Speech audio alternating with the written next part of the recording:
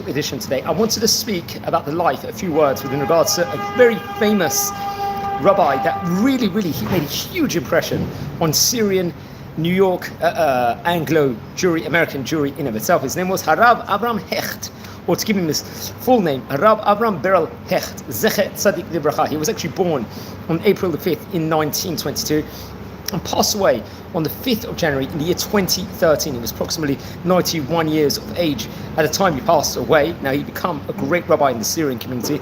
As well as that, he was Chabad affiliated. He was a very popular rabbi over there. He was the president also of the Rabbinical Alliance of America, also called the Igood Harabanim, and was known as, let's just say, the rabbis.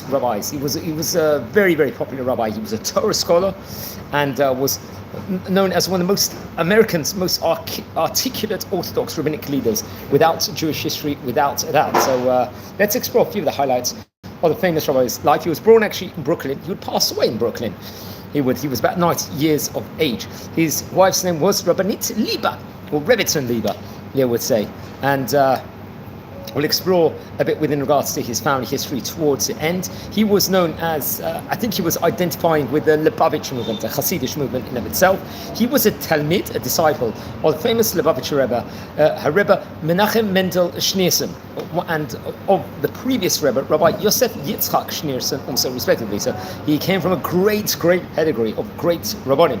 And he had this distinction, let's just say, of being one of the first 10 students of the Yeshivat Tomchei Tmimim in America. He would also go on to serve as an emissary, a shliach in Boston, Buffalo, also in Newark and New Haven, establishing the Yeshiva Achei Tmimim elementary schools for both boys and girls when in his younger parts. We're going to speak about his history with regards to Shaarei Tzion, the Syrian synagogue in of itself. We're going to talk about how he went on to become, let's just say, the head rabbi over there towards the end of the class. But he would become the rabbi of the congregation Shaarei Tzion of Brooklyn, New York, which is the largest Sephardic congregation in North America, comprising of 3,500 families. Now, Rabbi Hecht would serve the congregation for more than 50 years. So he is actually, without being Sephardi, he was one of probably the most key Sephardic pulpit rabbis across the entire world, especially over the last 100 years, without a doubt. He was known as a distinguished orator. He inspired many with regards to studying Torah teachings, mitzvot, and he was a frequent contributor to various different publications for more than 50 years, I think in various different languages, in English, Hebrew, and in Yiddish. So very much in multi-languages in himself. He was an advocate of the Mihu Yehudi, the Giur Kahalacha, who is a Jew, and the Shleimut HaTorah, a Torah study, and the Shleimut HaAretz, the Pukach Nefesh, which I think these were different organizations or initiatives that were, let's just say, spoken about. He would, Rabbi Hecht reported, lead protests against the film Monty Python's Life of Brian, claiming that was produced in hell. That was one of the terminologies using. I would assume that this was definitely not a good documented film whatsoever, so there was reason to protest it, but I'm not so much aware of this. And he would really promote and make people aware of the importance of family values within the Jewish community as well as the larger population in of itself.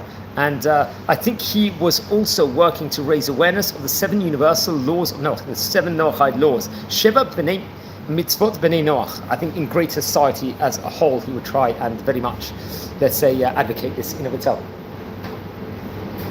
He would pass away, I think, on the 5th of January 2013. He was 90 years of age. I think he had 9 children. And he was, I think his funeral service itself was held on the next day in the Shomrei Hadat Chapel in Borough Park in Brooklyn. Among his works, I say that what it was written in English was The Spiritual Horizons, Spiritual Freedom, and an autobiography, respectively. So he really much did make his mark. We're going to speak about that more as, let's just say, goes on this specific video itself here, on this special edition over here. As we said before, he was known as possibly one of the most articulate Orthodox rabbinic leaders in America of his day. You know, how he was going to serve as the shliach in so many different places made him, within regards to science of the entire America, was absolutely phenomenal. And I think His wife, Rebbetzin Lieber, passed away actually on the 21st of Tevet in the year 5764. Among his children, I think includes Mrs. Nechama Kanter, who was of Crown Heights. I think this as of 10 years ago, just reading this article.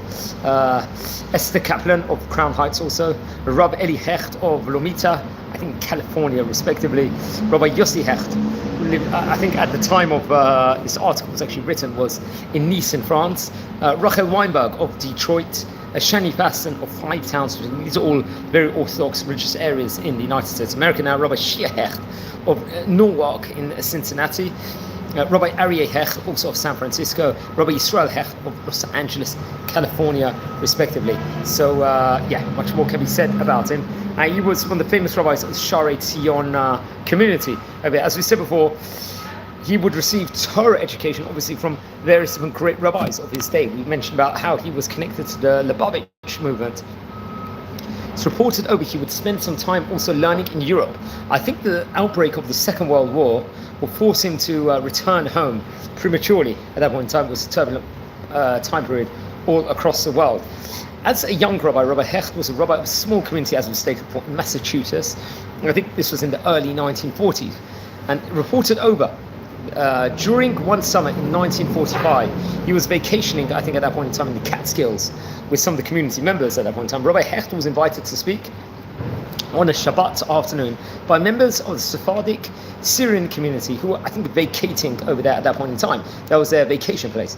And the community members were so impressed with his fine English and oratory skills, as well as his diverse knowledge of Torah. And this one-time drasha, this Torah sermon he would give, would end up becoming a weekly drasha throughout that entire summer and attract more and more people each week. By the end of that summer, he was offered a position as a rabbi of the youth program in Magen David of Bensonhurst and in the Talmud Torah in every south. This will actually really start the route towards what will end up becoming one of the greatest Syrian rabbis, without doubt, in American history. He would accept this position and began his lifelong career as a rabbi in the community of the Sharei Tzion. That will be the blossoming steps towards it. He would move to with the community in the mid-1950s to Ocean Parkway area in Brooklyn. And within a couple of years, he was promoted to become the official rabbi of the newly built Sharei Tzion synagogue. He was a rabbi of the synagogue until his retirement in 1995. Nevertheless, until the end of his life, he remained affiliated and kept close ties with Sharei Tzion and the entire community. I think he was an emeritus rabbi afterwards, respectively. And obviously, he was very famous across all of American Jewry. He was very well known for delivering fine speeches and covering a wide range of topics from Torah to modern day current events. His lectures were renowned and were held in very high esteem. In addition, the rabbi officiated thousands of weddings, brit milah, circumcisions, bar mitzvah, and celebration when children are 13 years of age, and various other simchas, joyous festivals throughout his 50 years plus tenure as a rabbi in the Syrian community. He represented the community with dignity and class.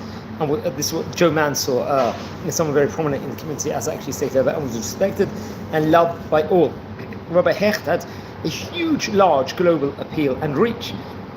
As we stated before, he was a rabbi of the Rabbinical Alliance of America, which is an organization that worked tirelessly for the welfare, let's just say, of Orthodox Jews in America. He was one of the first rabbis to speak, reported in front of the US Congress, as he did this, I think, numerous times throughout his life and career.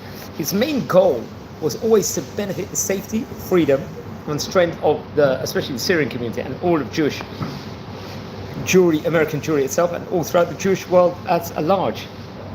He was largely responsible for the release of Syrian Jews in the 1990s from Syria. Thousands of Jews at that same time, I think, by living in the community, the Syrian Jewish community today, in modern day, thanks to the brilliant works of Rabbi Hecht, the heroics work that he would do and tireless efforts he gave.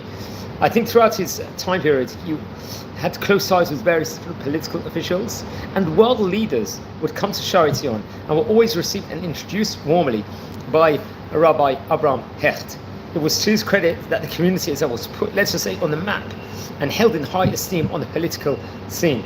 I think towards the end of his life, he would have published 3 books, one of which we stated before, and then outset was his autobiography detailing his many political accomplishments and interactions on the global scene itself. I think it was in January 2013, he sadly passed away. He was about 90 years of age. His funeral was held in Borough Park as well as in Shaarei Zion. After a week of Shiva was completed, I think there was a memorial service was held in the dome of Shaarei Zion in his honor. Rabbi Hecht obviously was a very, very popular rabbi of his time in the Syrian community, and we've spoken about him and various other famous rabbis of Shaarei Zion of his time. He was obviously not just a rabbi in Shaarei Zion in his time, he was very much connected and affiliated to the Lubavitch movement, had various different important roles all throughout the various different places itself. We'll just say something about Shaarei Zion in of itself, because he was really part of the congregation of Shaarei Zion through the start. I think the synagogue itself was constructed in 1960, at that point in time, where he was actually very much part of it, and the community would be blossoming over there, and various other leaders at that point in time would have an integral role. I think the Rabbi Kassins over there would have integral roles also in Shaarei Zion at that stage in time. I think until he passed away in December 1st, 2018, the synagogue was headed by Rabbi Saul Kassin II, and Rabbi Yaakov Kassin, or Rabbi Yaakov Kassin, was, I think, the brother-in-law Rabbi Baruch Ben Hayim, were spiritual leaders also of the Syrian Jewish community at the time period when Rabbi Hecht very much was over there at that stage in time. And I think currently the Shaarei Zion congregation is headed by Rabbi Shaul Kassin the third, I think, which is very interesting enough. And that's important to say over. And obviously Rabbi Abraham Hecht had a huge integral part towards the Shaarei Zion synagogue in of itself. I think the community itself would start, the Syrian community, in the late 1800s over there at that point in time, but obviously it would blossom and grow at various occasions. And it was actually Rabbi Jacob Kassin was born actually in Jerusalem in 1900, and his son-in-law happened to be Rabbi Baruch Ben Hayim, who would also be the leader of the spiritual leaderships at there. Many of these Rabbanim, great Rabbanim, Rabbi Kassin, Rabbi Baruch Ben Hayim, respectively, would learn actually in famous yeshivot, especially the bastion of the Sephardic yeshivot in Jerusalem, named Yeshivat Rat Yosef, which we spoke about on various occasions before. Another key rabbi would be Rabbi Klappos, I think, would also be an integral part also of the community at various occasions in time. I think Rabbi Abraham Hecht would actually take over from his place, respectively. So that's very, very interestingly enough. Now, friends, we're a community here. We're learning about the great rabbis, Oriental rabbis of yesteryear. Now, if you descend from any of the great chachamim we are speaking about here, please send me an email. I would love to hear more information about the great rabbis you might descend from. If you feel anyone is interested in watching any of these videos, please share these videos also to other people. We're nearing a staggering 7,500 subscribers at the moment. The channel, we're like an online encyclopedia exploring the life with regards to great Ottoman rabbis, great rabbis from the North African countries, from the Asian countries, and the Spanish countries, respectively. And we usually record videos at the time period of the Hilula.